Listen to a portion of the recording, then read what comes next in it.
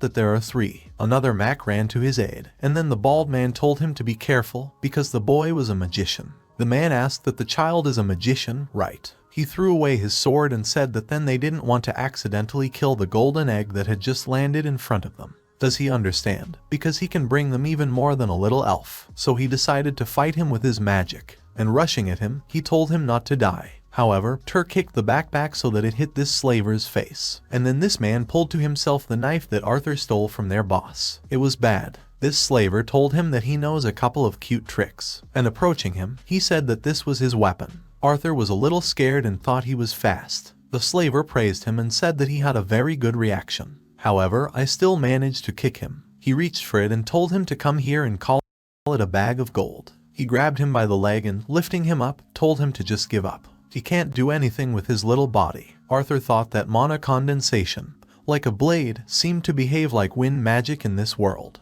If so, then fire magic should be ellipsis. He grabbed the hand of this slaver and thought he was sure. Then there was an explosion. The hand of this slaver was very badly injured. He told Arthur that he was definitely a corpse now. He doesn't care if he has to sell his corpse, because he's still. But the man did not have time to finish, because Arthur had already killed him. The man who was still alive tried to crawl away and said that, "Please don't." Arthur told him that he was sure the little girl was saying the same thing. After he dealt with all the slavers, he opened the door to the wagon and told the girl that it was no longer dangerous. Now she can go home. Arthur blindfolded the girl. She asked what it was. Arthur said that there are things that it's better for young children not to see. The girl said that, but he too. Well, Arthur didn't let her finish. He said go ahead. And she must not take off the rag until he tells her. The girl said that it was good. After a while, Arthur said that they should be far enough away. He took off her blindfold and said that she could already watch. The girl looked at him and thanked her. Arthur said that it was nice to meet him, and was about to leave, but the girl clung to him and began to look carefully. From her face, one could read that how could he leave such a cute little girl in the woods? She's so scared, he shouldn't leave. Arthur told her that he needed to go home too. These bad guys won't be chasing her anymore. And besides, isn't the elf safe in this forest? But the girl shook her head negatively. She said that animals are only afraid of adults. Her parents said that hounds and tree golems eat children. Arthur sighed heavily and said that it was fine, and asked her that she at least knows how long it will take to get to the place where she lives. The girl said she didn't know. Then Arthur went ahead and told her to just stay here. He's going to get some supplies. He hopes the trip won't be too long. The girl said it was good. After some time, he gathered everything he could for the upcoming trip. None of them knew how long this trip would take, and he also had to think about returning. They can't take the cart, but it might be for the best. His legs hurt a lot from the carts, so he cut the ropes and set those hounds free. He really hopes that the elves have something that can bring him back to the human kingdom. After that, he returned to the girl and, handing her clothes, said that he had found these clothes in the carriage and decided that she was hers. Here is also a raincoat, because, most likely, it will soon become very cold. The girl accepted the clothes and thanked him. Arthur patted her on the head and smiled, saying that they would take her home now. As they walked in the uncertain direction she indicated, he learned more about her. He asked her what her name was, to which the girl replied that Tesha was an Iralite, and she asked what about him. He also introduced himself. She said his name was Arthur. Tesha asked how he ended up in this forest. Arthur said it was a very long story, to which the girl replied that they had a lot of time. Arthur said that, let's just say that he was separated from his family. The girl asked that he came from the human kingdom, didn't she? Is it true that all human men are perverts and have multiple wives? Arthur was very surprised and asked who told her that. Tesha said her grandfather. Arthur said he was sure there were perverts among the elves too. But does she even know what a pervert means? Tesha said no. Arthur said that in order to answer this question, usually only some nobles have multiple wives. Tesha said she understood now. Arthur asked if she was serious. Anyway, she should let me ask her a question. What is life like in Aliner? The girl said it was fun. She spends a lot of time with her guardians and grandfather, as her mom and dad are busy. And as soon as she wakes up, she will probably be given a mentor for training. She's very excited about it. Arthur said that Aliner has a very good education. A mentor is appointed individually for everyone after awakening. Then he grabbed one of the rabbits that surrounded Tesha and cooked it for dinner. She asked him what, to which Arthur replied that nothing. He was just talking to himself. After a while, the girl called out to him, and she asked him what happened to those bad guys who grabbed her. Arthur didn't know how to tell her about it, so he said that they had been in a rather unpleasant accident. Tesha asked if they would try to find her again. Arthur said he promised she would never see them again. Tesha said it was fine, and once again thanked Arthur for everything. When the fire went out, Arthur told the girl that she needed to get some sleep. Tesha asked what about him. Arthur said he would be guarding outside. After that, he took the girl to sleep, and when he went outside, he thought that he wanted to use this time to find out what kind of will Sylvia had left him. But then Tesha looked out of the cart and asked if he was sure that he didn't need a rest. Grandpa told her never to share a bed with a boy, but she wouldn't tell him. Arthur said that everything was fine, he didn't need sleep. Tesha hid in the wagon again and said that was fine. After a while, she looked out of the cart again and said that she had just remembered if he could see. The beasts will most likely attack if they spot him here because he is a child.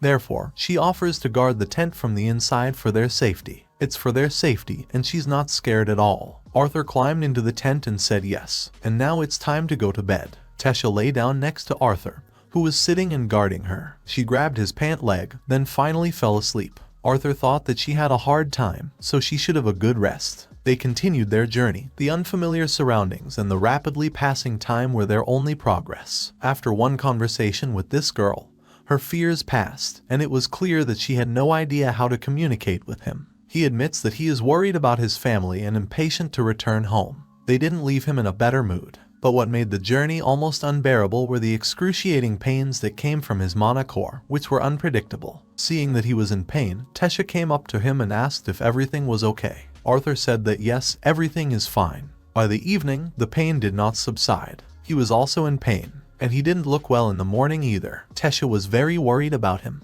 They went on, but they saw that those hounds were following them. Arthur immediately noticed them and decided to deal with them. Having dealt with them, they finally started having fun and finally became calm. But then Arthur felt a sharp pain again. He clutched at the sore spot and thought that this was happening more and more often. Should he? He looked at the girl who was standing nearby and thought that no, she would only worry. Night came again, they pitched a tent. As the days passed, Tesha began to recognize more and more familiar surroundings. However, their pace slowed down as Tesha was quickly exhausted. As for him, despite the strengthening of his body with mana, they continued to increase, and it became increasingly difficult to hide them from the worried elf. One day, when they were not yet in the tent, Tesha pulled his sleeve and said that so, she thought here. It was very obvious from her that she was embarrassed and said that since they had become close friends, could she call him Art, as his family does? Arthur said he didn't mind. Tessie was surprised and asked, "What is it?" Arthur said he would be very flattered if she would call this village boy Art. Tesha said that here he was again talking strangely, like an old man. Arthur said it was better than being a crybaby who couldn't even pee alone without him, with her eyes closed and her ears closed. Tesha told him to shut up. Then the girl said that she seemed to see something. Arthur said that yes, he also sees something. Sees moss, leaves, fog and trees. Lots and lots of trees. And yet, despite the mental age difference, they were close. In the morning they continued their journey again. The girl somehow strangely touched all the trees in the neighborhood and was very happy. Arthur looked at her questioningly and called out. But then they would come to some strange tree, and Arthur asked what. They went inside this tree and Tesha, turning to him, held out her hand to him and said, "Come on." They went inside and moved directly to the elf village. Arthur fell down and thought he hated teleports. Tesha came up to him and pointed her finger, saying that they were here. Arthur got up and was very surprised by what he saw. It was a real village of elves. He thought it was untouched. It was the only word that came to his mind, and even that didn't make the scene in front of him fair. Then the royal army appeared in front of them. They knelt in front of the girl and said that with the return of the princess of the kingdom. Hearing this, Arthur was very surprised. He looked at Tesha and asked what, who, where, here, she. Tasia smiled at him and nodded. The man told her that they arrived as soon as they noticed that the royal teleportation gate had been used. Then the king and queen arrived. The woman got out of the carriage and asked if everything was okay with her. Her father's name is Alduin, and her mother is Miriel. Virion also came out here. It's a name honed in every history textbook. He is the former king of Alinar, who waged the last war against humanity. When he saw his granddaughter, he smiled at her. Arthur took Tesha by the shoulders and pushed her straight to her family. Arthur watched this and thought, I wonder if mom and dad will react like this. When will she see him? The king bowed to Arthur and said that he thanked him, not only as King Alinar, but also as the father of this girl. As a small gesture of gratitude for his daughter's help, he should come home. He should go with them to their house. He can rest for a while, and then he has to tell them what happened. Arthur thought that his tone was gentle, but his eyes showed that this was not a suggestion, but an order. Arthur bowed to them and said he was flattered, but then Vitacia pulled him by the arm. She told him they needed to get out of here, go on once to show him a lot of things. After that, she began to give him a tour of all the surroundings. Arthur thought he expected to see an impressive castle after learning that Tess was a princess. However, she escorted him inside the castle, and he thought, what kind of sugary novel did he get into? The queen has ordered the servants that this child is also their guest, so they must wash him and take him to the rest room. Arthur said he thanked her for that, but first he would like to explain what happened. Everyone came to the hall and sat down at the table. Arthur first introduced himself and said that he was from a modest town in the kingdom of Sapin. It is a great honor for him to be in the presence of the royal family, and he himself thought that the discussion would not progress if they treated him like a child. The king said that despite the fact that he is supposedly from a humble background, he seems to be quite mature and well educated. This is very good, and he would like to hear what happened. So, he told about his journey, starting with a vague story that before the clashes with the bandits, he was separated from his family. It wasn't a lie, but a half-truth. Inevitably, as the story unfolded, when he encountered their daughter, the atmosphere changed. The king could not stand it. Because he was furious, he hit the table and shouted that the slaver. He should have guessed that they were people. Arthur said no offense, but the slave trade is a profession, not a race. Tess's grandfather turned to him and said that he saw how the slavers took his granddaughter, and he, as a child, did what? Negotiating with them, begged them for mercy, and Arthur looked at him and said no. Even though he is a child, he is also a magician. He destroyed the slavers and saved his granddaughter as well. One of the servants was just furious and reaching for his sword, said that how dare he lie like that in front of. But Virion looked at him menacingly. Arthur said that regardless of whether they believe him or not, Tesha returned safely, and all he wants now is to return to his family in Sapin. Tess asked if he was going to leave already. Arthur said that knowing the history, he did not think that a person should stay in this kingdom for too long. And besides, his priority is to make sure his family is safe, and to let them know that he's fine too. The king said that despite the past of the two kingdoms, he had saved their daughter and assumed the burden of accompanying her until her return, and they should provide him with a decent reward. Unfortunately, the teleportation gate that is connected to the Sapin kingdom is only available once every 7 years during the summit conference between the three races. It will take another 5 years before the gate opens. However, they will be happy to send a group of guards to escort him home safely. He would like to extend their hospitality. Some of them are quite tolerant, but too many still resent people because of the long-standing war. In the meantime, make him feel at home. They will prepare his escort by tomorrow morning. Arthur thanked him for that. He decided to take a bath first and thought he was too tired for that. But then he felt a sharp pain again and thought that it was getting worse and worse. After he changed his clothes and sat on the sofa in the hall,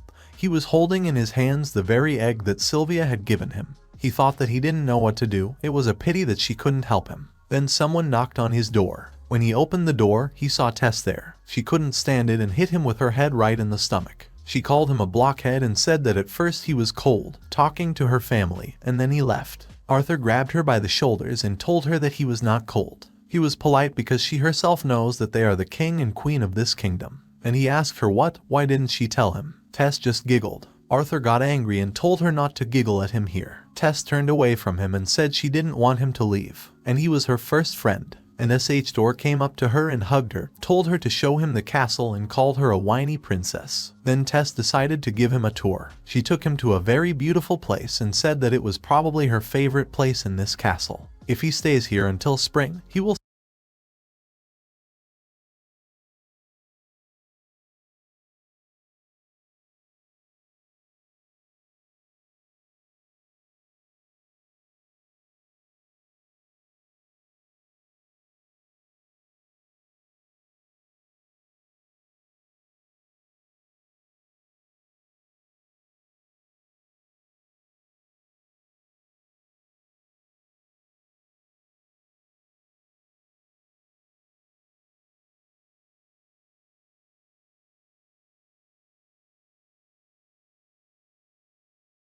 see the flowers bloom here. At least he can see the bees glow. She showed him the glowing thing and told him to look. And she asked that it was beautiful, wasn't it? He was about to accept this glowing ball, but he heard something. He immediately grabbed Tess by the arm and pulled her behind him, and he pulled out a knife and rushed straight at this man. However, he didn't expect it to be her grandfather. Arthur asked what the hell. Had he just tried to kill his own granddaughter? The old man said it might have left her with a small scar, but he doubted that the toy he was holding could kill anyone. He looked at the knife he had grabbed and thought he had been tricked. The old man praised him and said that he had excellent reactions and instincts. Think about it, only he caught his little gift and used it against him. Mana usage is mediocre at best, but he sees that he has managed to kill several slavers. Arthur thought there was something wrong with this old man. Then Tess stood up for Arthur and told her grandfather that it was enough to tease him. Grandpa asked what to tease. He must know why he came here. Arthur thought, why did he come? The old man said he hadn't met anyone interesting for a long time. He took out a wooden sword and said that they would now see what it was made of. Arthur grabbed this sword,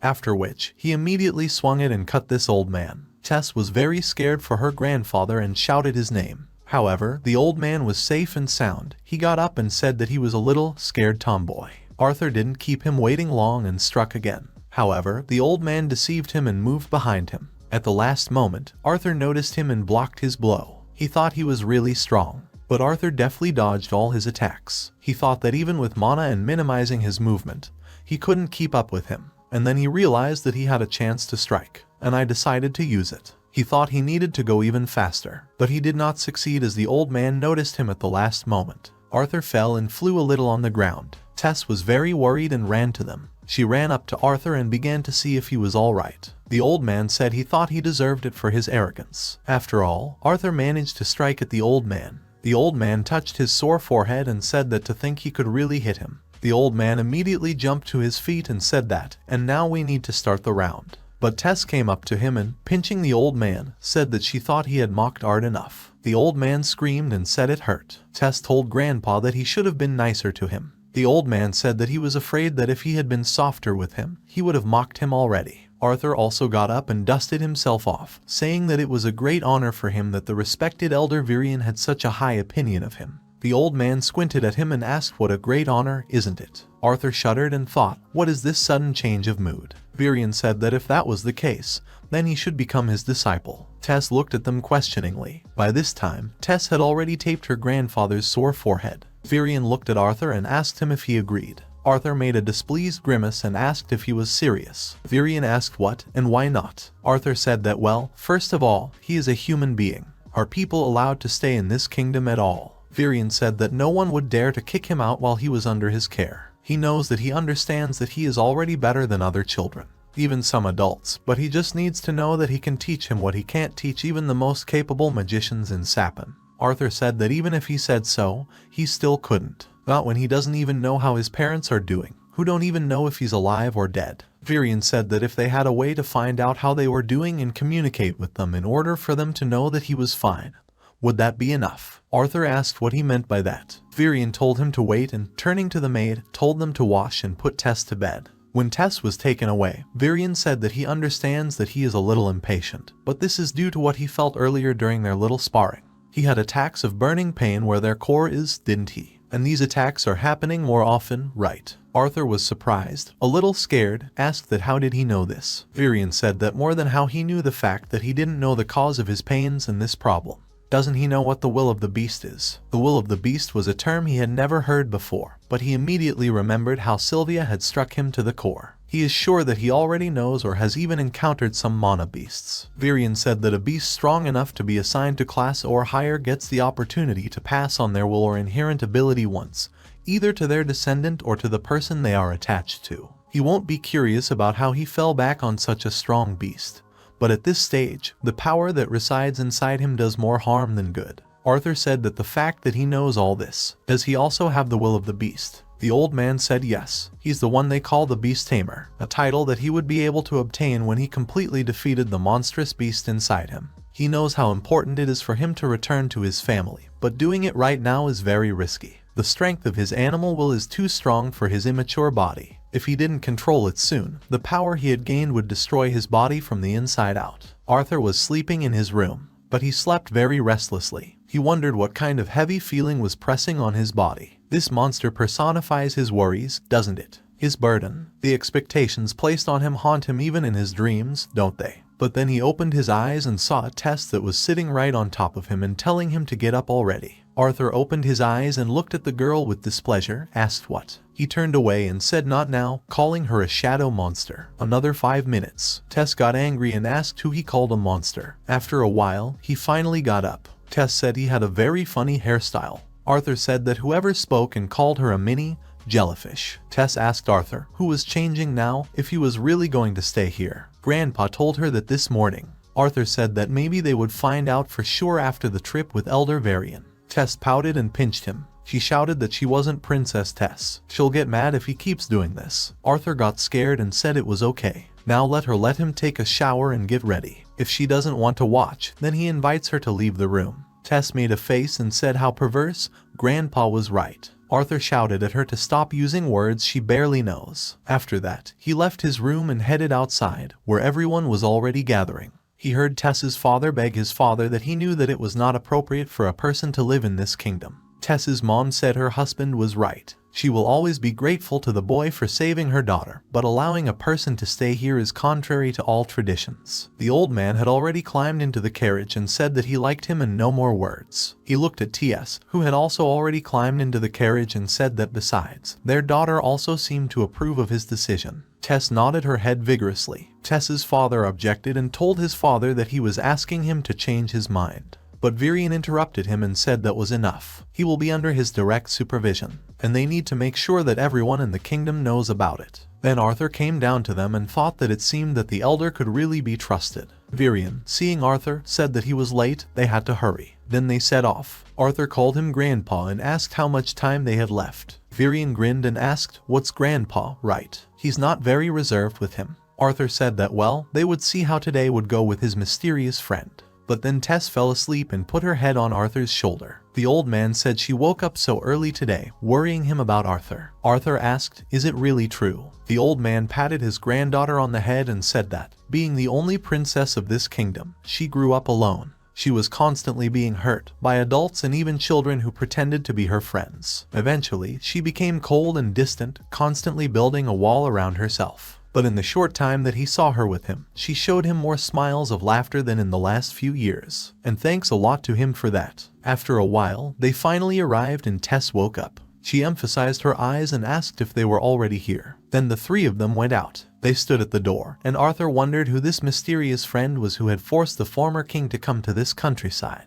But what the old man did next surprised everyone a lot. Varian went to the door and kicked it and shouted that they were already here, calling her an old witch. Did he say she should come out? Then an elderly woman came out and said that her ears were still working fine. Varian obviously angered her, and she called him a grouch. Varian told Arthur that it was Rinya Darkasson. She is his old friend and very especially a deviant who can help him. Arthur bowed to the woman, said that it was very nice to meet her and called her Elder Rinya. The woman said they couldn't be here all day. They should stop standing outside and come in already. Then they all went into her house. Arthur thought that being a deviant meant that she was like his mother, whose magic did not fall under the category of 4 basic elements. I wonder how she can help him. He couldn't stand it and said he was sorry for being impatient. But Grandpa said her magic would help him contact his parents, right? The woman looked at the elder and asked, "What's Grandpa, right?" She sees that he is not indifferent to this boy. After that, she turned to Arthur and said that she was the one who was called the insightful. Magicians of this kind vary from magician to magician, but she is quite capable. There's not much you can hide from her if she wants to pry into something else. For example, she knows that he is special. So special that there are parts of his life that even she can't see, but those eyes have seen part of his past and future. But he's not here because of her clairvoyant abilities. He's here to see his parents, to let them know he's alive, isn't he? Arthur said it was true. The woman said it was fine. Then he should lean forward and look at the basin of water. He should focus on the image of his parents as clearly and in detail as possible. When he sees them in the water, he will be able to talk to them. Arthur concentrated and thought that Mom, with her shining chestnut hair and tan skin that radiated gentle warmth. Her thin eyebrows were always frowning, worrying about him. Dad, with his pronounced blue eyes and a silly smile that lights up even the most boring days. His silly jokes and simple nature, strongly at odds with his charisma as a leader and fighter. Please let them be alive. Then he opened his eyes and what he saw surprised him greatly. His parents looked really bad right now. His mom cooked food for her husband and told him to fly in. Ray said the beef stew looks amazing. "What is the special case?" Alice said it was nothing. It's just been a while since she cooked for him after moving here. She looked at the prepared food and thought that it was a favorite dish for her and Arthur. Ray looked at his wife and asked, "Did something really happen?" Alice said it was okay. But then they heard Arthur's voice, who greeted them. Both parents froze in surprise and looked at each other. Arthur said it was their son Arthur. They are probably very surprised to hear his voice in their head. He will explain all this later, but for now he just wants them to know that he is alive and safe. He barely managed to survive the fall from the cliff. It must be a secret, but he is currently in the kingdom of Alina with the elves. He knows it was hard. It was hard for him too, but he's glad they're both okay. He really hopes that they don't blame each other for what happened. He is proud of what he did then, and if he could go back in time, he would do it again. Even if it meant he was going to die, he would like to go to them. But it might be a little difficult right now. It seems that he has some kind of disease that needs to be cured. He is not in danger, but he needs to be cured before returning home. He's not sure when he'll be able to reach out like that next time. There is a Mac here as deviant as Mom. She's the one who lets them hear his voice. He turned to his father and said that he would continue to practice magic and fight while he was recovering.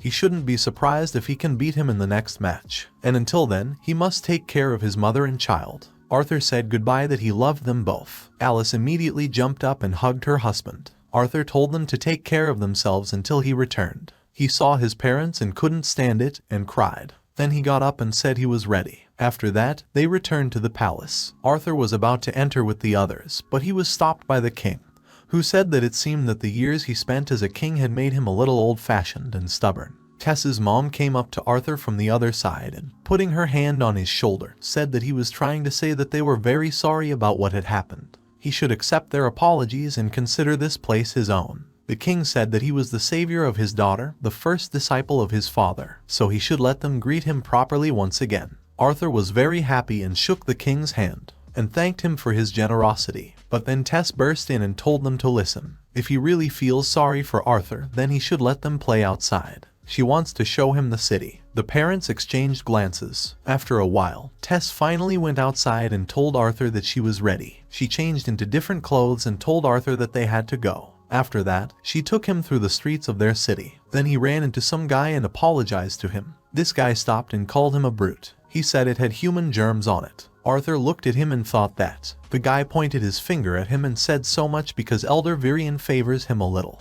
Does he really think he belongs here? The other elves supported him and shouted that, yes, he should go back to where he came from. Tess told Art they had to go. Arthur thought that this was frankly a cliche of a minor character. He doesn't want to mess with him. This guy told the princess that even though he applauds her kindness, being this commoner is below her level. She should let him, Ferrith and Sar LLC her off. Arthur pointed at him with his finger and asked, what is a fairy? Was he a fair Ivisar? The guy immediately blossomed and asked what it meant. Even he had heard about his genius. Of course, he had heard about his recent awakening, and he was still so young. But then his words came to him, and he asked what he had just called him. Pronounced Ivisar and called him an ignorant fool. Arthur and Tess laughed. Arthur said he was really ignorant. He bowed to him and said that he had no idea that he was next to such an inspiring genius. This beetle will not forget to give him due respect. And now he asks them to excuse him. They were about to leave when Fairytale shouted for them to stop. He approached him and asked him if he really thought he didn't understand his sarcasm.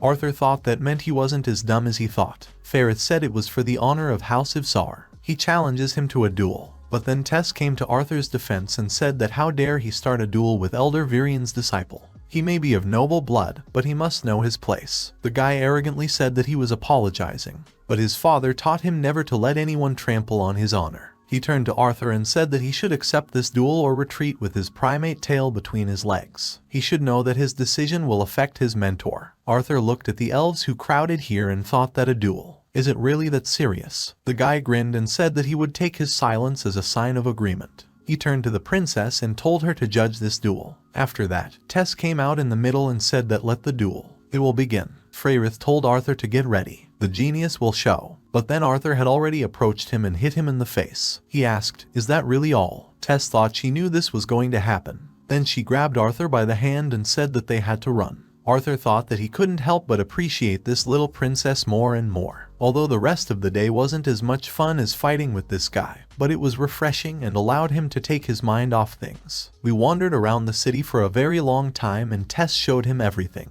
She asked him that his training would start tomorrow, didn't she? Is he nervous? Arthur thought about it and remembered the words of the old man who told him that he did not know how he had been taught until now. But he assures that the lessons will not be easy. He should not pay attention to the pain from the mana core. The assimilation process used by animal handlers has often been compared to immersing the body in boiling tar. He will be stuck here in a foreign country without family comfort. Even everyday life will become difficult. But if he survives, the reward will be huge. Is he ready for this? And now he told Tess that he was a little excited. He has come a long way to get to where he is now. Training, meeting with parents. He's excited about all of this and even more. He can't wait for what the future holds for him. Time passes very quickly in this new country. He became older and stronger, but the road he walked in order to get to where he is was very thorny, and the road will undoubtedly be even more difficult. But now we need to focus on what lies in front of the door in front of him, because something tells him that the next chapter will not disappoint. 3 years later, Tess came back to Arthur's room and said they were already late, and grabbed him hard by the leg.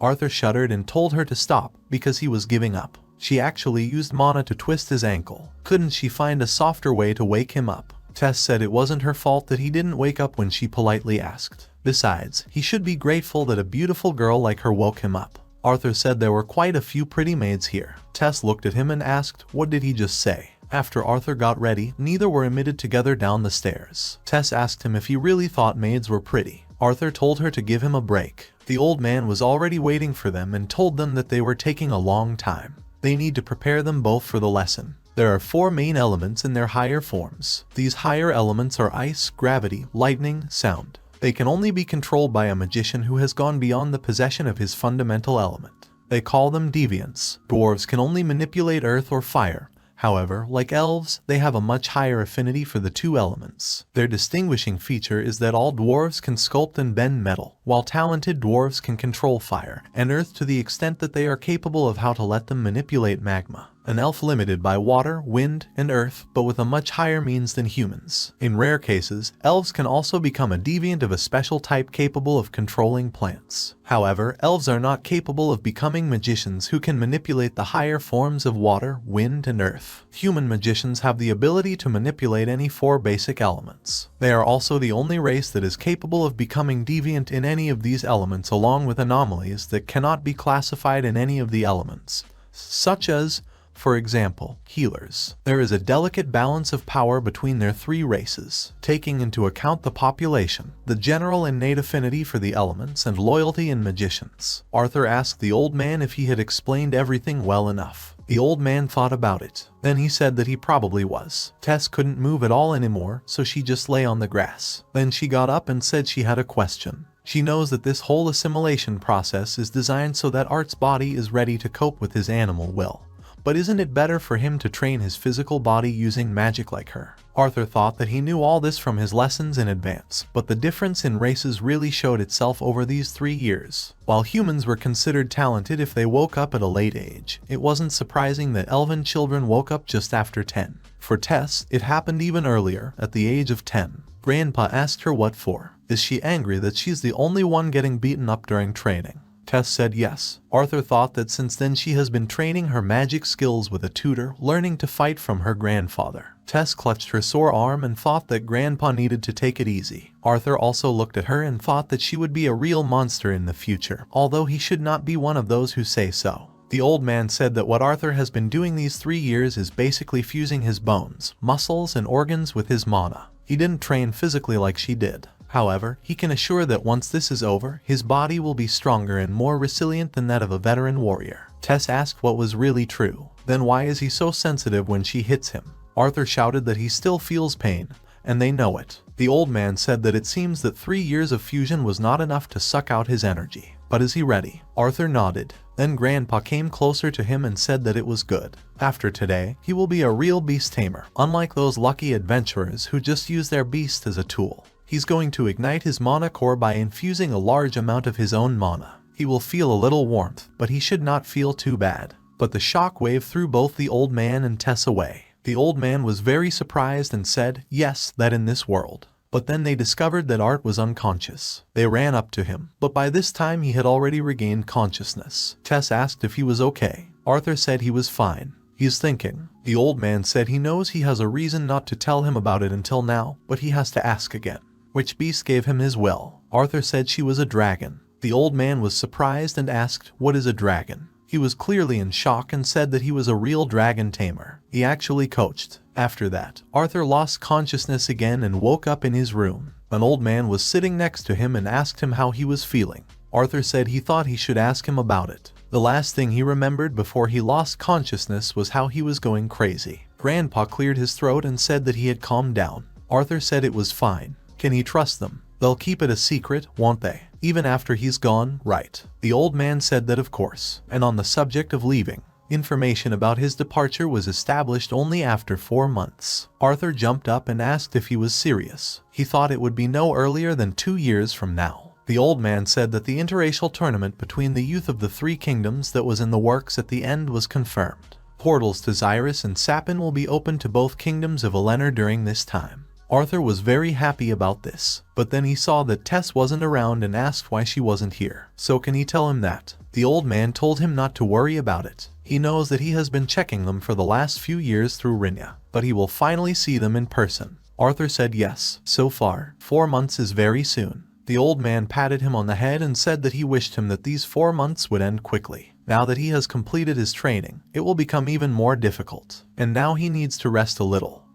He will carefully pass this on to his granddaughter. Then the old man left. Arthur thought it was 4 months. He looked at the stone that Sylvia had succeeded in then. Now he had fallen off the sofa and was lying on the floor. It all cracked and began to glow. Arthur looked at it carefully and thought that it was Sylvia's stone. Is it cracked? But by the time he reached it, the stone had already begun to fall apart. Arthur asked if Sylvia's stone had been an egg all this time. The egg cracked and some weirdo fell out. He got out and immediately yawned. Then he fell to the floor. After that, Arthur took him in his arms, and they began to look at each other. Arthur asked him that he was a dragon, wasn't he? The little dragon said something to him, but it was clear that he answered positively. Arthur also smiled and said that he was just a cutie. But then this dragon bit his hand. But it didn't feel like a simple bite. Then he heard someone calling his mother. Arthur looked around and asked, "What is it?" But then he looked questioningly at the dragon, who had already climbed onto his lap. He heard someone calling his mother again.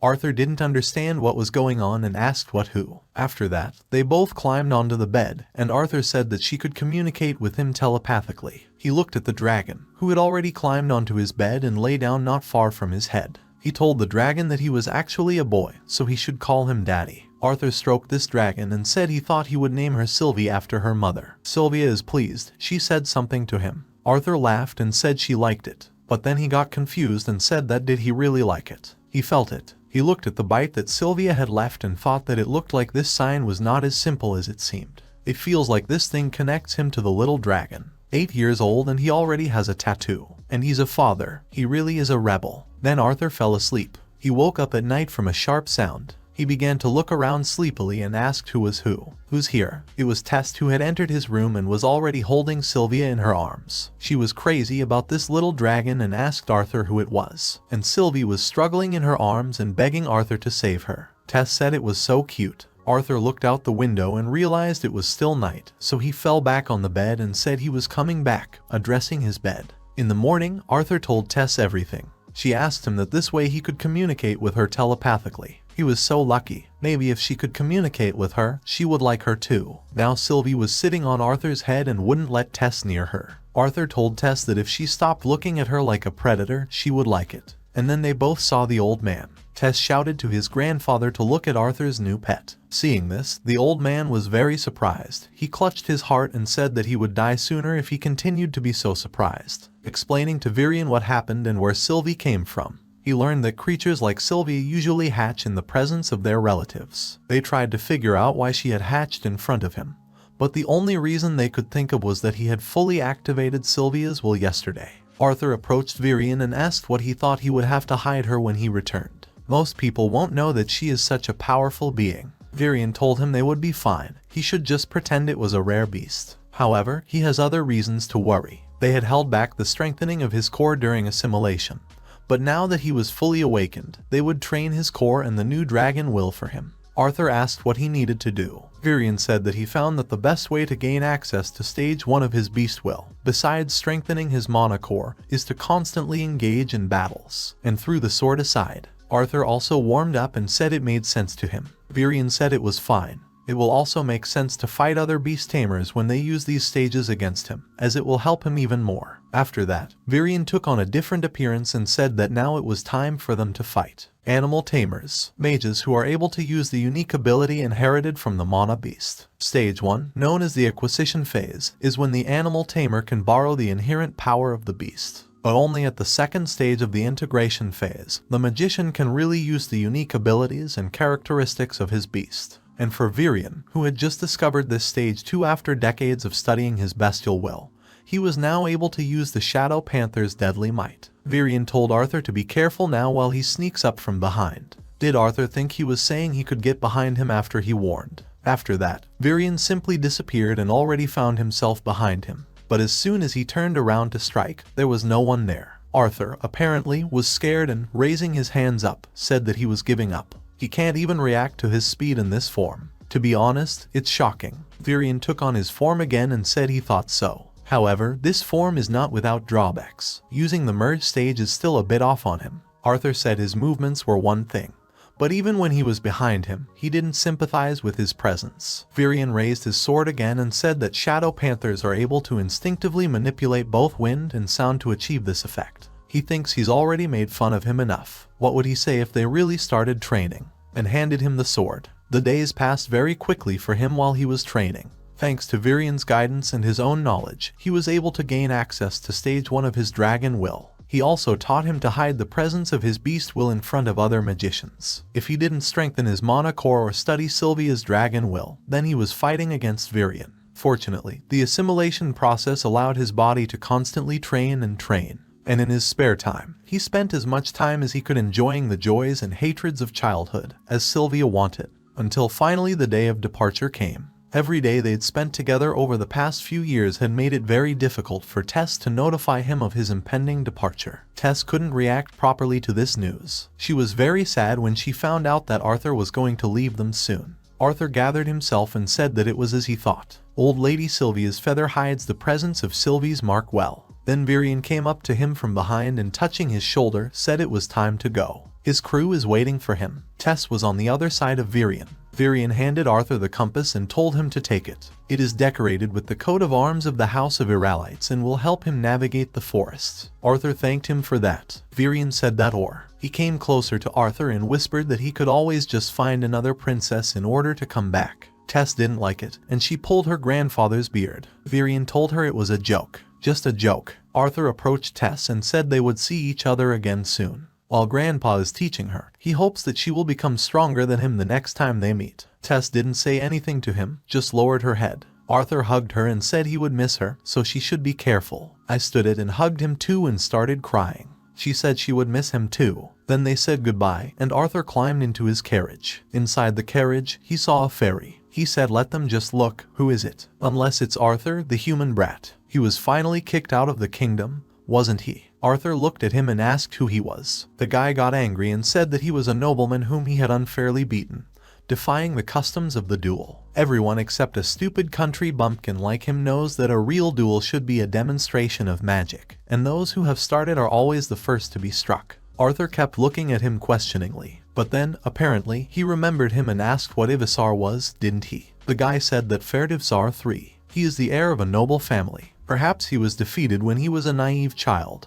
But if they fought now, Arthur climbed inside and, shaking his hand, said that he was glad to see him again. And I apologized to him for mocking him then. The guy just lowered his head, didn't say anything. The girl who was sitting next to him told Arthur that he could just call him Fairy, like all of them. Fairy blushed all over and told her not to tell him that. Then they set off. After some time, the carriage stopped and the man who was driving it said that they had arrived. Arthur looked out the window and thought that they were finally here. That's where Mom and Dad are, the flying city of Xeris. This town was full of people, and it was very noisy as everyone was communicating with each other. Arthur approached the house where his parents were supposed to live. He went up the steps. He told Sylvie they were finally home, and I asked her if she was ready. Then he knocked. He thought he almost died. I lost someone very important. He killed and trained in order to survive. But none of this made me nervous, as at this moment. Then a voice was heard. The girl shouted that she was coming. Arthur thought, is it really the voice of a little girl? An old lady opened the door to him and asked what she could do to help him. Arthur bowed and said he was very pleased to meet you. His name is Arthur. He was informed that his family currently resides in this estate. A little girl peeked out from behind this old lady and asked what who. The one came running, and the mother who was looking for her daughter, she, finding her, said that here she is. She approached her daughter named Alina and asked what she said about greeting everyone who knocks on the door. But then she saw her son, and having lost the power of speech, she dropped the bowl of food. Arthur's tears began to flow. He asked that Alina was his sister. He started wiping away his tears and told them to wait. After that, he greeted his mother and told her that he was at home. Alice immediately ran up to her son and started hugging him. She said she knew that voice was really his. Now he's finally back. Her baby is at home now. Alina, seeing that her mother was crying, also started crying and told her not to cry. After hearing this news, Ray immediately rushed home. He ran as fast as he could. He burst into the house and started hugging them too. Then they moved into the living room. Alice asked her son, how is he feeling? The voice, she means he told them he had an illness. It's already passed, isn't it? If the child is so skinny, didn't he eat 3 times a day? Arthur told her he was fine. Has he never felt better? Ray told his wife that she was taking too many questions at once. Besides, just by looking, she can tell how big and strong their son has become. Alice said that's right. Alina sat across from them and just watched. Mom turned to her daughter, told her to come over and say hello to her older brother. Ellie was surprised and asked, what's the big brother? She carefully slid off the sofa and walked towards them. Mom told her that yes, it was her brother and the fairy tales that Mom and Dad told her before going to bed. Ellie went up to her brother and said hello to him. Arthur knelt in front of her, took her little hand, and said hello to her. It's nice to finally meet him. After he settled in, he spent some time explaining everything from the beginning. Although he trusted his family, Na decided to leave Sylvia, explaining his escape from falling off a cliff with the passage of luck and the unconscious use of magic by his body in order to protect himself. From there, he continued the story of how he found Tess and spent time in Alina's kingdom while recovering.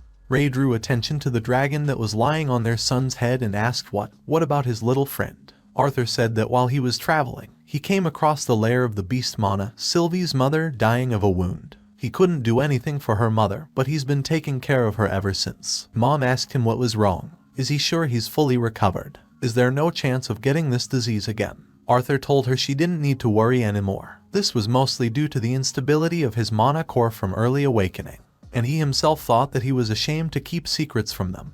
But until he got stronger, it was too dangerous for them to know everything. Ray shouted that was it. His mana core. What stage is he at now? Alice told her husband that his son had just returned home and he was already talking about the mana core stage. Ray pouted and asked, what's wrong with comparing their progress? After they arrived here, he worked as an instructor for the guards of the Helsia auction house. Arthur asked why he didn't just have facial hair. What stage is his mana core at now? Ray grinned and said that his old man had reached the dark orange stage 2 years ago. Arthur thought it was cool. It's easy to see that it has become more cumbersome, however, just to think that it has broken through to the next stage. And he told his father that he must have worked very hard. Ray kept bragging to his son. Arthur thought that or not. Ray asked what was impressive, didn't he? What about him? Arthur said it was light red. Ray was very surprised and asked what is light red. Alice said it was amazing. She turned to her husband and asked what she had said about swearing in front of Ellie. Ray was very scared and told his daughter that she forgave him and never said that word again.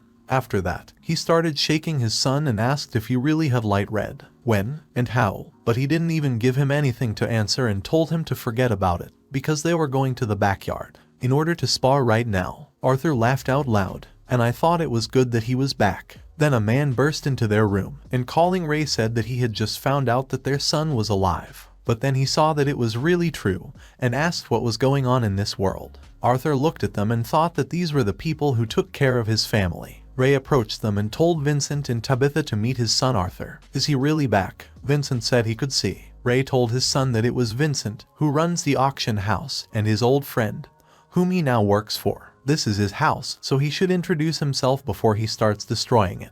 Arthur bowed to them and said that he was pleased to meet Mr. and Mrs. Halsey. He's sure it might come as a surprise to them, but he was the one who asked them not to tell anyone about him. That's why they should let him apologize for it. Vincent was very surprised by this and asked Arthur if he was sure that he was his son. Arthur said he was often asked about it, But yes, Tabitha came up to him and said it was great that he was in their house. She introduced Lily to him and said she was about his age, so she hoped they could become friends. Lilia immediately saw Sylvie. She immediately approached him and asked if she could touch his pet. Vincent asked Ray what about the destruction of his house. Ray said that he was right, because he and Arthur were just going to have a sparring match. Vincent exhaled and said that sparring. But when it dawned on him, he asked what sparring was. After that, everyone went out to the backyard, and he said they really do. Father and son faced each other and began to warm up. Vincent approached Alice and told her that her husband was serious about Arthur being a light red stage poppy, wasn't he? Tabitha told her husband to sit down.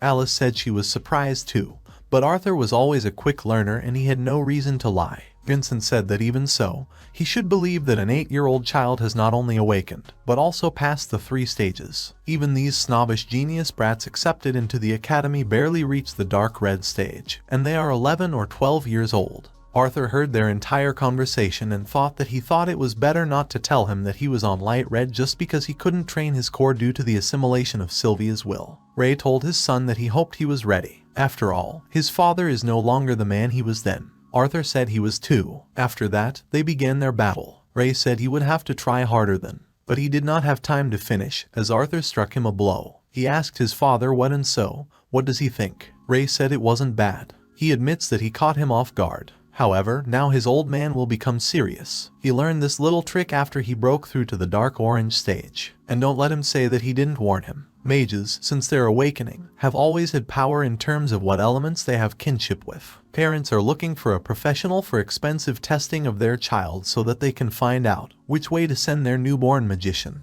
In this world of wizards, there are innate advantages. They can manifest and manipulate elements with which they have a kinship. In amplifiers, the affinity with the elements is much worse and the actual manifestations of the elements occur only after they overcome a certain threshold. His father, who trained hard from an early age, but had no special training and took time to reach the dark orange core stage, in order to convert your explosive use of mana into real fire. In the world from which he came, the elements were not predetermined from birth, and everyone chose their own path of development. Talent played a big role, but hard work was also important, since no one was limited by means. As for him, who has had an advantage since he was born, everything led to the fact that he also learned 1 or 2 tricks. He told his father to try not to be too surprised, too. They were very determined now. Vincent was shocked and said that Arthur. Ray grinned and thought he was a deviant. After that, they began their fierce battle. The sounds of their fight were heard several kilometers away from them. None of them were going to give up. The fight became fiercer and fiercer, and that you thought that, as expected from his father. His punches become more accurate and he attacks so that he can't get close to him. At that, they abruptly stopped their fights and laughed out loud. The father hugged his son and asked what was the trick he had learned.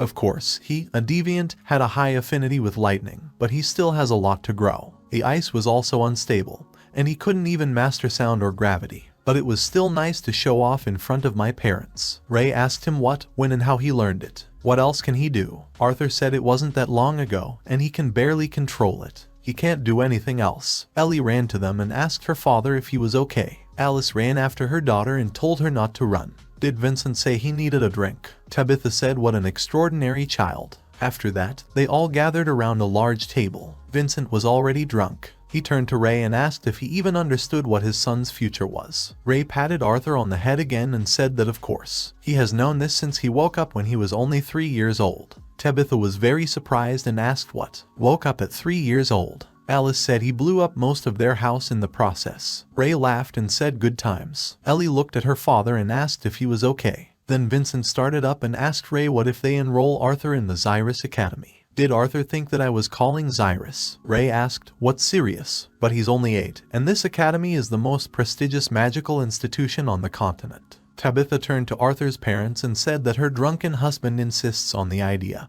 that it is profitable for them to sponsor Arthur, given his talent, so they should not worry about tuition fees. Alice said they couldn't ask them to do that after all they had done for them. Paying for their son's education was just, and besides, he's only 8, and she's sure they won't even consider him. Vincent said that he has connections with the famous director of the academy itself. He can talk to her in. Then Arthur got into their conversation and asked for forgiveness, said that, seeing how this would affect his future, could he say something? It was already night, and the rumors began to clear the table. Ellie was already sleeping with Sylvie. Alice and Ray decided to put Arthur down. Alice said she still can't believe he's here with them. He grew up to be a handsome boy. Arthur said he'd changed a lot since she'd last seen him, hadn't he? Ray said it didn't matter how much he had changed, because he was still their son, even after they found out that he is a deviant capable of becoming one of the most powerful magicians in the future. Alice bought her son and said that his father was right. However, now he is probably too old for his old mother to kiss him goodnight. Arthur turned away in embarrassment. Then he sighed and kissed his mother himself. After that, he quickly got into bed and wished goodnight to Mom and Dad, saying that he missed them very much. Alice remembered something and said that she had almost forgotten. Tomorrow they are with his sister under the store. They need new clothes, and they will have a good chance of getting close. Arthur said it sounded good. Ike told him not to hold a grudge against Vincent for what happened earlier. He didn't mean anything bad. Then Arthur said at the table that with all due respect, he had just been reunited with his family today. Can he spend some time with them before deciding whether to leave them again in order to enter this academy or not? Vincent said that of course he was right. He's getting a little ahead of himself. Then Arthur got up and said that he seemed to be more tired of sparring than he thought, so let them excuse him. Then he left. He tried, apparently, to find his room, but it didn't work out. Then a line appeared and said that if he fell there, he would end up in one of their basements. Arthur started in surprise. Lilia said that he should go with her because she knows a better place. Then she brought him to the servants. After greeting everyone, she said she hoped they didn't mind a guest today. An elderly woman asked what was the case. Not the guy who burned down half the lawn she worked so hard on. Arthur said he apologized for the trouble caused. The man who was sitting next to this woman told him not to pay attention. She's just teasing him. After that, they sat down at a round table. Arthur looked at Lily and thought that she used to be quite quiet. However, he thinks that this is what she usually likes. Lilia asked if they really had duck meat left. An elderly woman put a plate in front of her and told her to be careful. Madam Chelsea began to suspect something because she had recently gained weight. With Lily, I was embarrassed and told Maria that I think she said she couldn't talk about it. And besides, she is a healthy, growing girl. Then one of the maids came up to Arthur and told him that Lady Lily often comes here when she is stressed. Arthur looked at Lily again and thought, what is stress? What kind of stress? At this time, Lilia communicated with Maria, to whom she said that this was how it was. For this comment, she demands that she save a pig's belly for her next time. The man said that Sira and Madam's greatest wish is for their daughter to wake up like a poppy, despite the fact that each of them is a magician himself. Of course, Lilia also wants to become a magician, but it still puts a lot of pressure on the little girl. And now Arthur has told his parents not to worry, because he can say that this family is good people who want only good. After that, his parents left and wished him good night again. Sylvie woke him up in the morning.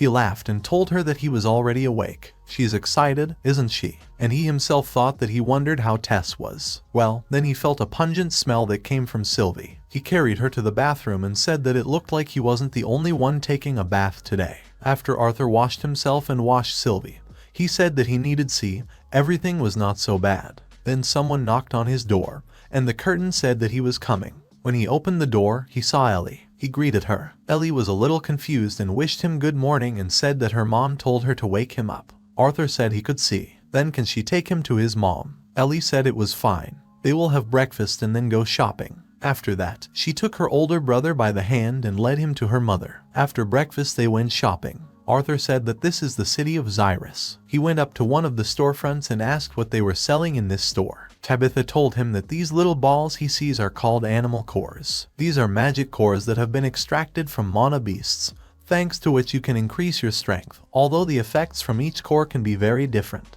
After spending hundreds of gold, you can experience the excitement. And if you're lucky, one of them may contain the will of the beast. Arthur was surprised and asked what hundreds of gold. Tabitha said that if not 1,000. Arthur thought that he was fine with his will of the beast. Tabitha said that their auction house gets quite a lot of beast cores and even infant mana beasts. He will be able to take a closer look at them when he has the opportunity. Arthur said he would be very grateful to her. Lilia pushed him forward and said that there was a place where she would like to take him as soon as she saw him. They came to the barber shop. Arthur looked at his mother and asked if it was really necessary. Alice said he had terrible hair. The man told his mother not to worry because he would make her sun shine like the flawless gem that it is. Arthur was very scared. Inwardly, he was already screaming. After some time, when the barber finally cut his hair, Arthur said that he felt ridiculous. Alice said he looked perfect. Ellie said he was good enough to be Ellie's brother now. They left the barber shop, and Alice said that Ellie was right. He finally looks like a civilized man. Then he noticed two guys. Lilia said they were students of the academy. Arthur said that he really didn't think. Lilia said that being able to wear this uniform is a kind of symbol that gives status. Arthur said they seemed like jerks to him. Lilia said that many of them are like that. Here they are almost considered a royal family. Then their mothers came, and Alice asked what the two of them were talking about. Lilia said they were just talking about the academy, but Arthur has already rushed somewhere. Lilia asked what was going where, and she said he was just like a puppy. Alice said that he is usually so calm and mature that it's even nice to see him so excited.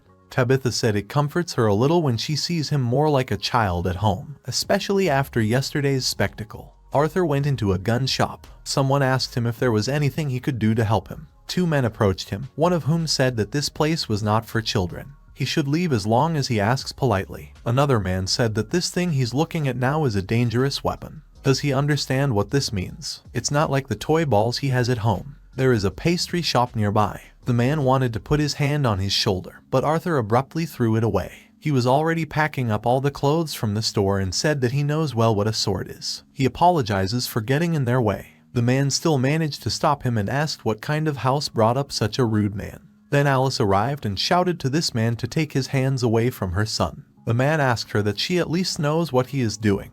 His name is Ignatius and he is from home. Well, then he saw Tabitha and immediately fell silent. Tabitha asked that Ignatius, he's from a branch of the Ravenpour family. Do you really want her to forbid him and his family to participate in the auction of the House of Helscha? Ignatius immediately knelt down and said that he had no idea that this child was from the House of Helscha. He offers his most sincere apologies. After they left this store, Arthur thanked them for getting him out of this mess. Tabitha said that to tell the truth, she was more afraid of what he would do to this man. A man passed by, who looked at them questioningly, or rather on Sylvie. In the evening they returned home. Vincent said they were finally back. He turned to Arthur, told him to come here, because there is someone here whom he would like him to meet. An elderly woman said he must be Arthur. Vincent had told her a lot about him. Her name is Cynthia Goodsky, and she is the founder and director of the Xeris Academy. This academy is an institution that is considered a shrine for any potential magician who has a noble background and talent for admission. It is a fertile ground for famous scientists, guild members, leaders of the royal guard, any military power. Anyone who had an impact on this world had connections with this academy. This was the kind of fame that this school enjoyed, an unstoppable titan compared to countless other academies scattered across the continent. And there is a fairly well-known director of the academy at the head of everything.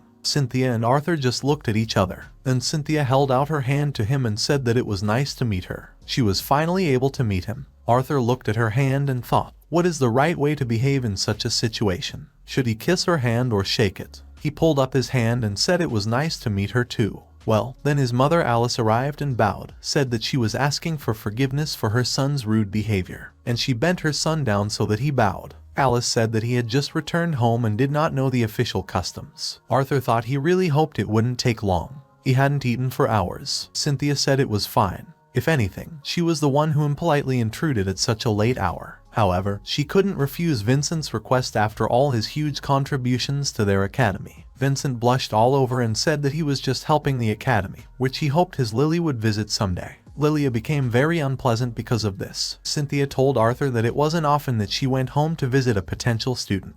But Vincent aroused her interest when he insisted that a prodigy of the highest caliber now lives in his house. She looked at Tabitha and asked if she could take them to an open space so that she could see him in action. Tabitha said of course. Arthur wanted to say if he could at least have dinner, but his mother pinched him before he could finish. After that, the director was escorted into the courtyard. Vincent said that yes, they have a wonderful paved courtyard that would be suitable for this. Sylvie, like Arthur, was very hungry, and Arthur told her that it looked like they wouldn't be having dinner anytime soon. Then Cynthia turned her attention to Sylvie. She said, what a beautiful beast, Manny. Is this his father's contract beast? Arthur said no, he and Sylvia had established a connection. She hatched just a few months ago. Cynthia said how interesting. Here, many nobles buy mana beasts in order to form a contract with them. But she had never seen a mana beast like Sylvie. Well, he said that her mother was something like a scaly wolf with small wings. She was near death and protecting her face when he came across her nest. He must have been lucky. After which they finally came. Cynthia said they were going to see if what Vincent said was just an exaggeration.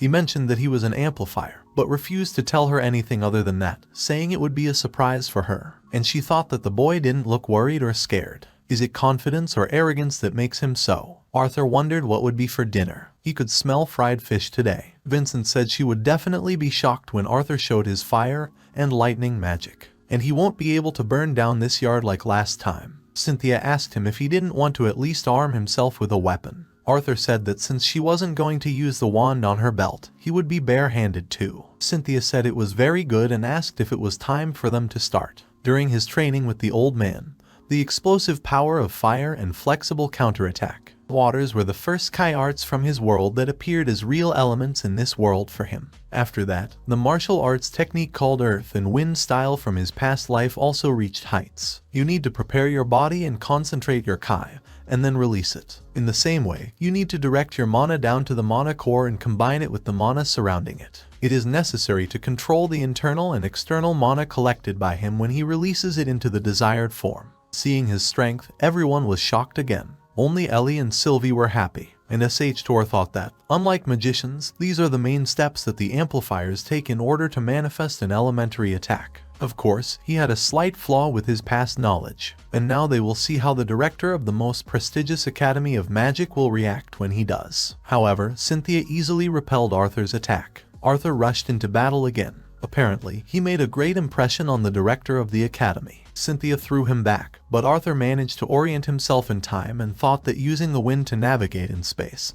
then you need to create a support in the air with a stone. Even with all his training with Virion, it's still very difficult to use earth and wind spells at the same time compared to fire and water. He needs to focus, but Cynthia repulsed his attack again, and then she uttered some kind of spell. Arthur tensed and wondered if she had already prepared the next spell for her. Blood concentrated and thought that he would use the wind, which would have a retroactive force, in order to withstand her spell, after which he broke through her spell. Cynthia smiled and said it was impressive, but he is too confident in his ability to face opponents face to face. Overall, his display of magic and combat skills was outstanding, and this will be her last test, a kind of extra credit. He must try to stay conscious. Arthur couldn't stand it and put his hands over his ears and thought, is this really the magic of sound? Is she a deviant? After that, his trial ended. Cynthia said it was wonderful. She approached his father and said that he had passed the test with honor, and because of this penchant for wind magic that Arthur has shown, she wants to train him personally. Ray looked very surprised and asked his son, since when did he learn to use both earth and wind magic with the same success? Cynthia was surprised and asked what he meant by with the same success. Vincent was just shocked by this and said that he had just used fire magic yesterday and lightning magic. That's why he brought her to this powerful yard, because he burned his lawn. Now Cynthia looked very shocked. She said that is, they want to say that this little boy is able to control at least 3 fundamental elements and 1 element of the highest form. Arthur corrected her and said that 4 was more accurate. He has elementary affinities to all 4 elements. Cynthia staggered a little in surprise. Ray picked her up and apologized to her. He asked if she was all right. Cynthia thanked him and said she was fine. Ellie turned to her mother and asked if her brothers were strong, and wasn't it? Cynthia heard it and said it was very strong. In the future, perhaps, he will become the strongest. Ray asked in surprise, what is the strongest? After everyone calmed down, he apologized to his family for hiding it from them.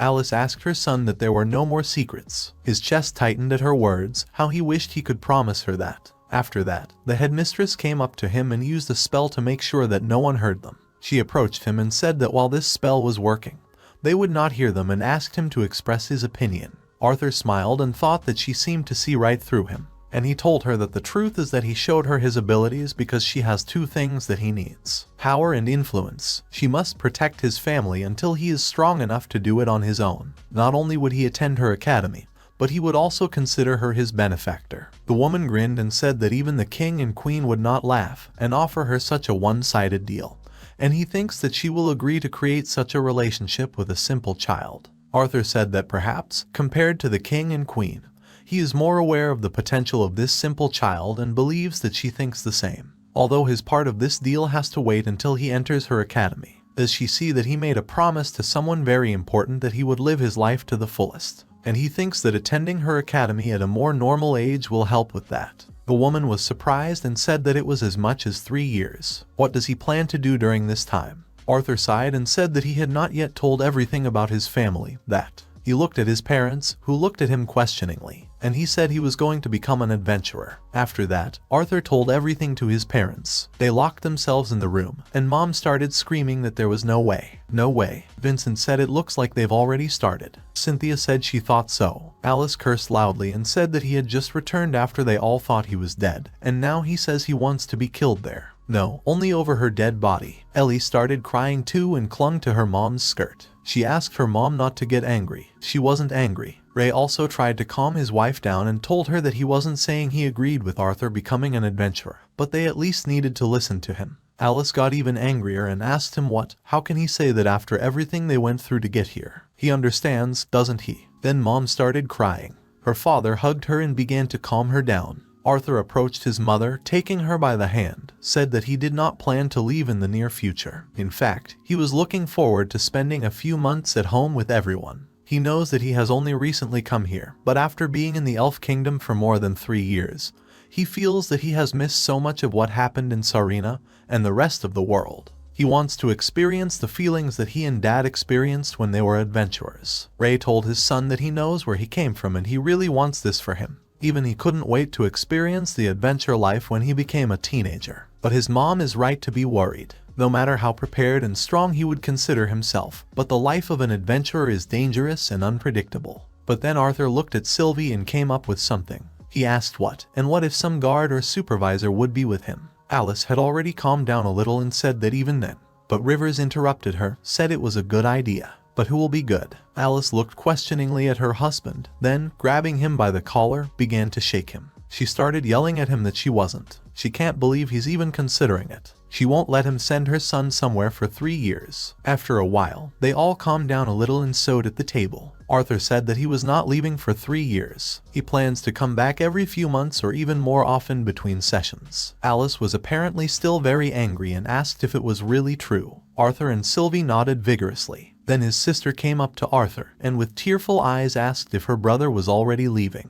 Arthur began to calm her down, said no, he's staying here. She will see her brother often. Alice told her son that she was not giving her consent yet, but at least he should answer her question. Why does he want to be an adventurer? Wouldn't it make more sense to go to school before you hit the road as an adventurer? Arthur said that if he went to school now, he would be much younger than the other students. He wants to fit in and make friends, but it can be more difficult with such a big age difference. Alice said that he doesn't need to go to school now, but instead, what if he helps his father or? Then Ray began to calm his wife down again and said that everything was fine. Their boy will be fine. Arthur thanked his father for this. Arthur also doesn't want to just train, but wants to fight and test the skills he has mastered after he came to this world in a natural environment. And yet he didn't lie to his mother. Sylvia told him to enjoy life. The next morning came and 2 families gathered at the breakfast table again. Alice told her husband to calm down and chew slowly. No one is going to steal his food. Ray said he was just happy to enjoy his meal without rushing to work. Vincent asked him if he wasn't going to the auction today to show off some of the recruits. Ray said it was just an excuse to have a welcome party afterwards. Vincent said that's where these ridiculous food expenses come from. Lilia felt very uncomfortable and said she was so ashamed.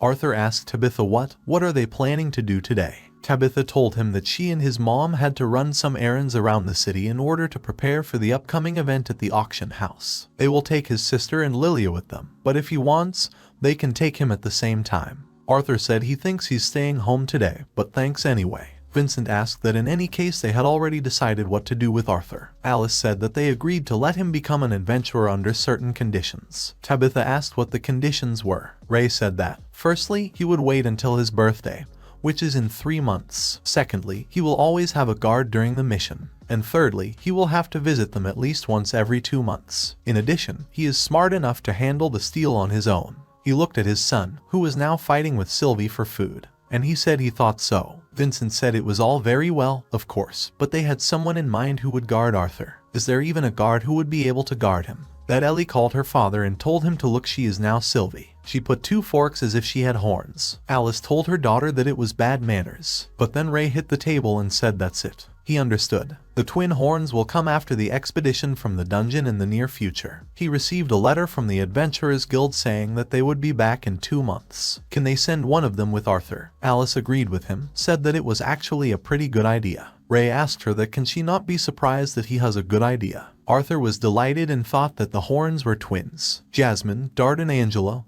Helen and Adam. He'll see them all soon. Vincent was sitting in his office, writing something. There was a knock on his door. He opened the door and saw Arthur. He told Arthur that he had just missed his father. He is currently in the auction house, and Schnurr said that he actually came here to discuss a matter with him. Can he enter? Vincent said of course. Meanwhile, Alice and Tabitha went to town with their children. Alice asked if such things would really be appropriate for the anniversary event. Tabitha said that she was telling her that many noble ladies simply adore the jewelry she makes. Alice was surprised and asked that how could anyone see them at all. Tabitha said she stole several from the house and used them to decorate the private viewing rooms in their auction house. Alice asked what she had done. They were simple and cheap little ornaments that she made in her spare time. It's so embarrassing. Lilia turned her attention to Ellie, who was clearly in a bad mood right now. She asked why she was sulking. Had she gone mad? Ellie said that her brother didn't go shopping with Ellie. Lilia said that, but she came here with her. She thinks that now that her brother is here, she is no longer important to Ellie. Ellie said no. A lily is a lily and a brother is a brother. Lilia said that she had said that she loved her the most, but now that her older brother was here, she could just throw her away.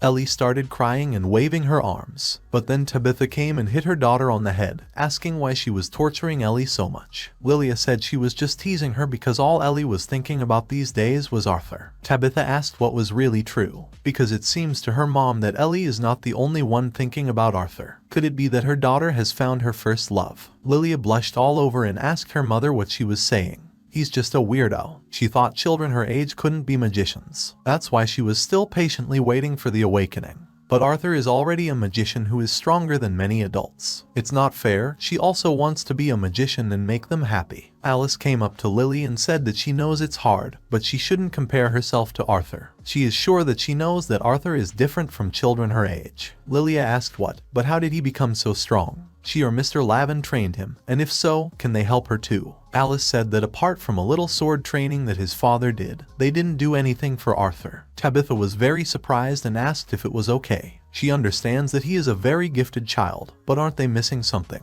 Then she came to her senses and apologized for it, and she said she didn't want to pry.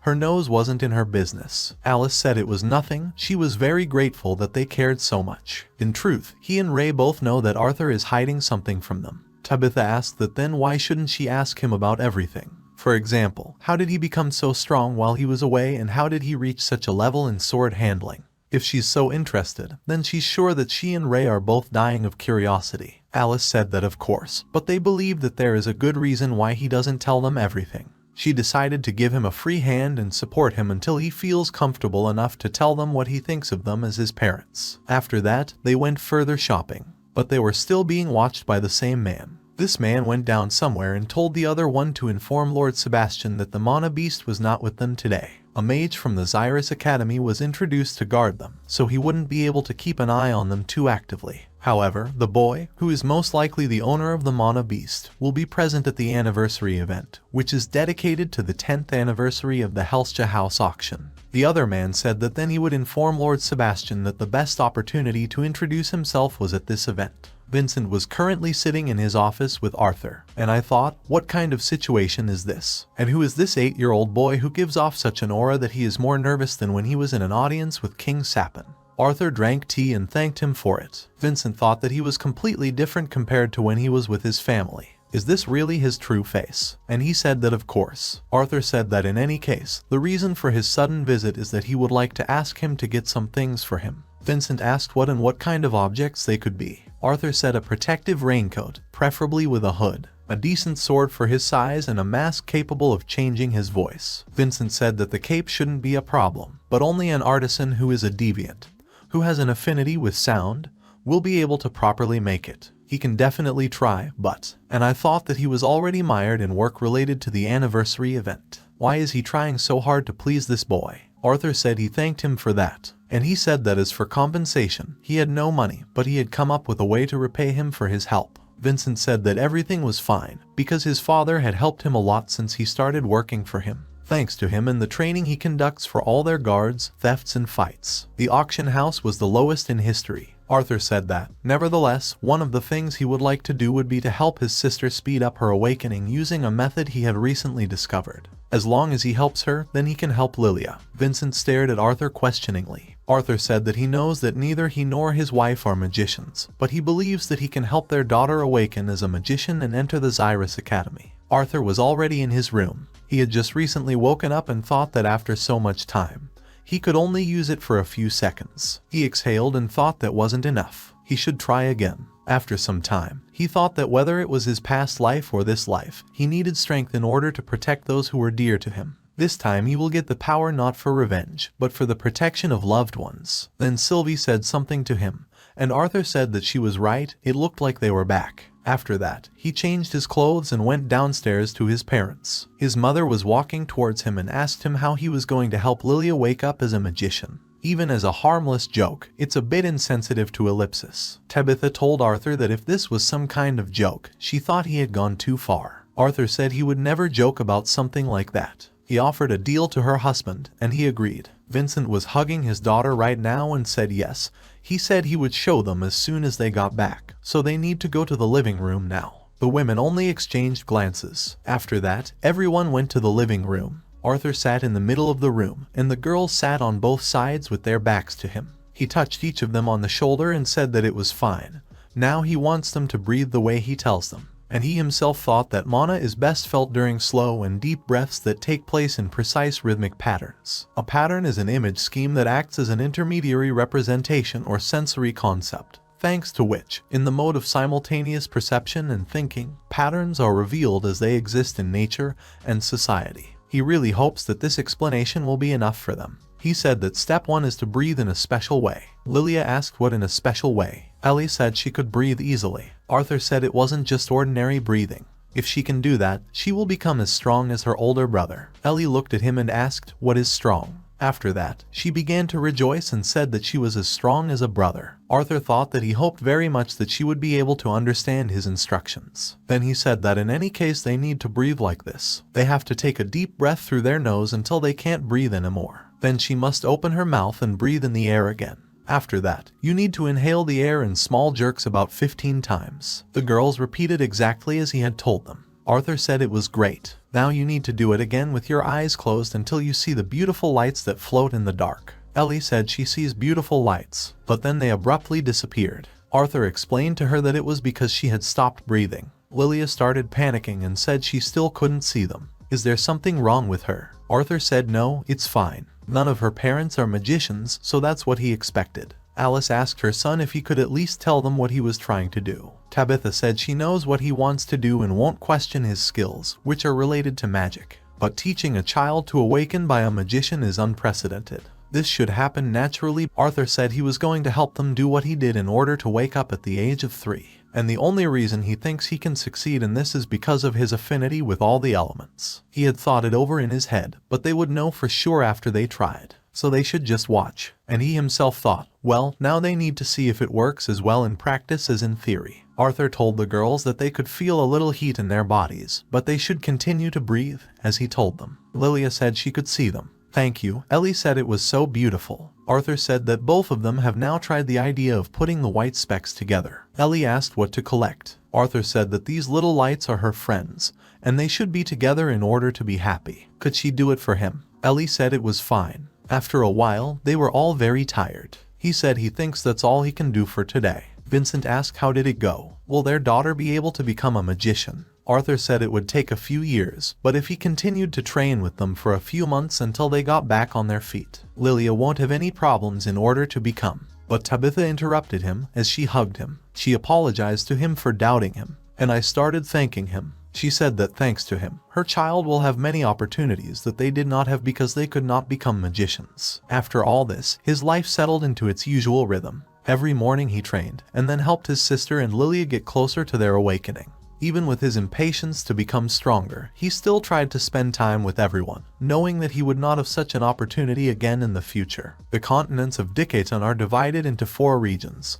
such as the Kingdom of Sapin. The population in this region is mainly humans. The Kingdom of Elinor. The population in this region is mainly elves. The Kingdom of Darv. The population in this region is mainly dwarves. The territory of mana beasts is a vast territory inhabited by mana beasts of all possible levels. Most of these territories remain unexplored due to the danger of exploring deeper areas. Mages are people who are more adept at absorbing mana from the environment. Then they condense it and purify it in their mana core. The use of purified mana in the core is combined with the surrounding mana and allows them to cast spells that have a certain effect on the environment or on the target. Strengths: long-range spells, faster absorption of surrounding mana, not so dependent on their own mana core. Weaknesses: and slow mana distribution throughout the body. Casting spells most often takes a long time, making casters defenseless. Boosters are people who are more adept at evenly distributing their own mana to strengthen their body. While boosters still rely on improving their core by condensing and purifying the surrounding mana, they do so during meditation,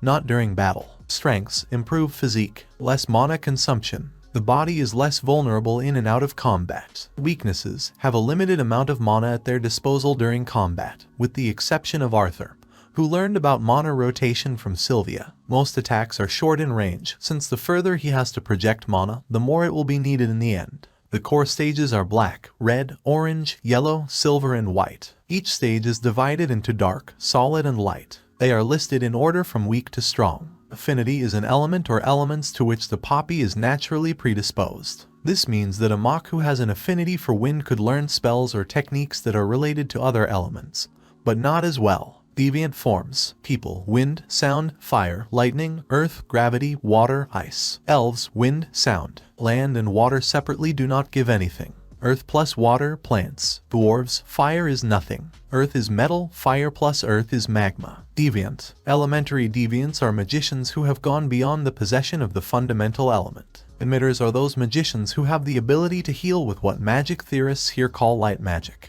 Arthur's mom is an emitter. Diviners are deviants whose range of abilities is quite wide. Elder Rinya was able to see both the past and the future while simultaneously transmitting his voice to his parents 1,000 miles away. He still can't figure out what else she's capable of. Uncategorized deviants are deviants capable of performing feats that cannot be described using ordinary elements. The Will of the Beast is a set of abilities that are mainly obtained from strong mana beasts when assimilating their core. Classification of beast tamers. Fake. The mana core of the beast is extracted after the beast is killed. The probability of gaining insight and advancing in phases is more complex. The receiver beast willingly transfers its mana core to the tamer. It is more difficult to assimilate the core, but if it succeeds, it will allow you to better understand the abilities of the beast. 2 months later, Alice told her husband that he must be excited to be able to see the twin horns today. Quite a lot of water has flowed away, hasn't it? Ray said he didn't think he was the only one happy to see them again and pointed to their son, who was very nervous before their arrival. But then Sylvie jumped on Arthur's shoulder. Arthur told her that he didn't think she was small enough to continue riding on his shoulder. Then someone shouted that they were already here. Arthur went to open all the doors and wanted to greet them all, but Angela burst in and immediately hugged him. She said it was so hard for him, despite being so young. Arthur told her he couldn't breathe. Then Walker came up behind her and touched her shoulder. Angela immediately released Arthur and said that where were her manners. She got a little emotional. Arthur looked at Walker and said he was even taller. Walker broke down and, crying, said that he could tell him the same thing. Adam said he thought the game plan was to make a happy face for the baby. What are these tears? And no one is even going to speak out about the black decoy beast hanging behind. He was shoved by Helen and told that he could ignore this fool. They are so happy to see him as an adult and even more beautiful. Adam asked, what does it mean he's a bad guy if he doesn't cry? It's not his fault that he's old enough to control himself. Then Jasmine ran into the house and immediately hugged Arthur. She cried and kept asking him for forgiveness. Then Adam couldn't stand it anymore and started crying too. Arthur's parents also stood aside and cried. Ray said it looked like they had missed the moment. After a while, Ray came to Vincent. Vincent asked if they were sure they didn't need magic inside. Ray said they have Angela and another wind caster alternating detection barriers around the auction house, and Walker guarding the main entrance. In addition, people may think that they are preparing for war. Vincent said he was really grateful that their old team agreed to help with security. Ray told him to tell him that, thanks to them, he was able to place several guards outside around the nearest block. They will be able to deal with any threat from outside, so that the guests will be safe and the auction house will not be destroyed. Vincent said he knows he's joking, but after his recent experience with magicians, he's going to actually make him keep that promise, and he really hopes that it won't come to that. And by the way, their son mentioned that he needs a sword before he registers as an adventurer. Given his fighting style and gloves, he didn't expect him to teach him how to fight with swords. Ray said the only thing he did for him was buy a wooden sword. In addition, from the age of 4, he studied independently. The Venn Center was shocked by this and said that 4 years. Why is he surprised at all? Ray said that, to be honest, he says he is self-taught. However, several times when they sparred, there were moments when he had a strange aura. Vincent asked what the aura was. Ray said that, for example, such a calculated confidence, as if he had been involved in battles for decades. Vincent reminded him that Arthur had not lived 10 years. Doesn't he think he's attributing too much to him? Ray said he might be right, but when they fight, there are moments when he suddenly stumbles or gets confused, as if he is not used to his own body. Vincent said he thinks he knows the reason. Ray looked at him and asked what did he really know. Vincent said early puberty. Ray didn't like this explanation, and he said that it was just better for them to go down. Everyone is probably already waiting for them. Tabitha was downstairs, who said the two of them had been messing around for too long. How can 2 grown men be the last to be ready? Vincent said they all looked amazing. He is sorry that they forced everyone to dress only in black and white. They are the hosts of this event, so he didn't want to stand out in front of the guests, but thinks they didn't need to force Ray's family to conform to the dress code. Alice said there was no problem with that. In any case, she is confused by bright colors. Arthur thought that by dressing up, this is how he understands that no matter what he is wearing now, he is just some kind of cute child. He really hopes that he will grow up soon. Then Vincent said that if everything was fine, then they should go. The crews are already waiting. After that, he approached Arthur and said that he had heard that his daughter had progressed far. Arthur told him that if she continued in the same spirit, she would soon be able to wake up and have time to enroll in Xyrus. Vincent thanked him again for that. Arthur said he was just doing his part of the deal, and he really hopes to see some wonderful things in their auction house. Vincent said that of course they had to go already. Everyone was already in the carriages. Arthur was sitting in the same carriage together with Slingshot and chisels. Adam told him he couldn't believe he had to go through all this after he fell off a cliff. Helen said that, all things considered, at least he had found his own mana beast. This is something that even experienced adventurers and nobles can rarely have. Arthur said yes, that's why she's special to him. After a while they stopped. Angela said that it looked like they were already there. The door to the carriage was open and 2 men said they were welcome. Arthur came out last and began to look around. He thought that this was the auction house, the Decade of the Helstia auction house, an event that the nobles and adventurers were very excited about. It will not only be a celebration, but also an opportunity to see and buy priceless artifacts that were locked and guarded for this special event.